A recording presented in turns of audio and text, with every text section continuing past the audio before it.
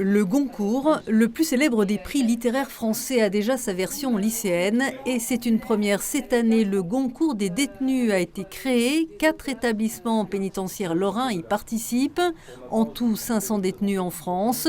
Ce mercredi, un jury interrégional composé de personnes en détention dans les prisons d'Épinal, Nancy, Metz et Toul auront en présentiel et en visio débattu et voté pour choisir les 3 livres qui seront en lice pour le prix national à Paris le 15 décembre prochain.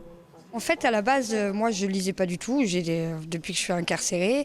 Et je me suis mis à la lecture grâce à la maison d'arrêt d'Épinal. On m'a proposé le Goncourt et ça m'a apporté une reprise à la vie sociale, de pouvoir lire des livres. Voilà, c'est magique. C'est depuis gamine que je lis, donc je lis énormément. Je suis une vraie rate de bibliothèque, vraiment.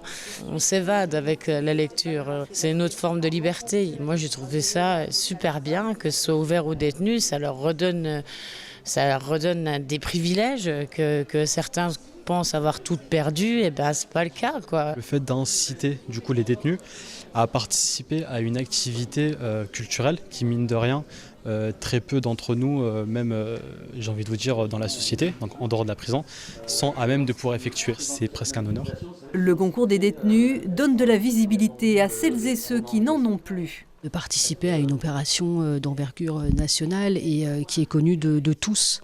C'est vraiment leur permettre de participer à ce choix, que leurs paroles soient entendues, que leurs émotions, dans le cadre de la lecture d'un livre, soient portées, soient partagées. Si l'Académie prestigieuse de femmes et d'hommes de lettres sort de ses murs, certains détenus, eux, ne se sentaient pas légitimes pour être jurés littéraires. Certains, oui, effectivement, renfermés au début sur eux-mêmes, par timidité et puis par manque de confiance en soi, et au fur et à mesure, plus ils avaient lu, plus ils avaient de mots à donner, donc plus ils prenaient confiance, ils se redressaient, ils souriaient. On a vu vraiment l'engagement qu'ils ont mis dedans, à nous harceler pour avoir tel ou tel livre rapidement, parce qu'ils lisaient plus vite qu'il ne fallait. En amont, des écrivains ont rencontré leurs lecteurs en prison, comme l'auteur franco-libanais Sabil Goussoub, qui a déjà remporté le Goncourt des lycéens avec Beyrouth-sur-Seine. Nous, on a apprécié fortement la rencontre, mais on a eu aussi le retour, comme quoi lui a été très content, qu'il avait vraiment apprécié l'échange qu'il avait eu avec les détenus,